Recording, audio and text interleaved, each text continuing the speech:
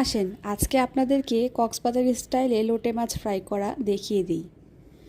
অনেকেই অনেকভাবে করে থাকেন, আমিও অনেকভাবে ট্রাই করেছি, তবে এইবার আমি 100% অথেন্টিক যে কক্সবাজার স্টাইলেই যে হয় সেই রেসিপিটা ইনশাল্লাহ আলহামদুলিল্লাহ করতে পেরেছি। তো সেই জন্যই আপনাদের সাথে রেসিপিটা শেয়ার করছি। এখানে আমি আদা রসুন, হলুদ, মরিচ, ধনিয়া, জিরা সব কিছুকে একটি পাত্রে মিক্স করে একটা মিশ্রণ তৈরি করে নিয়েছি।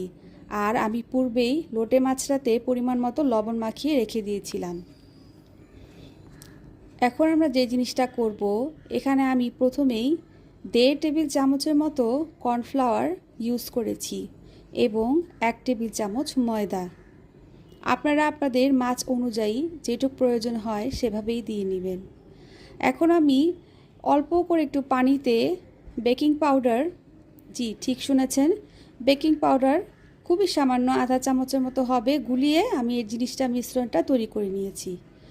এখন আমি তেলটাকে ভালো করে গরম করে নিয়েছি এবং এই গরম তেলের মধ্যে একে একে একটি কাঠির সাহায্যে তুলে তুলে আমি মাছগুলোকে ছেড়ে দিচ্ছি, ঠিক এভাবে যেমনটা আপনার স্ক্রিনে দেখতে পাচ্ছেন।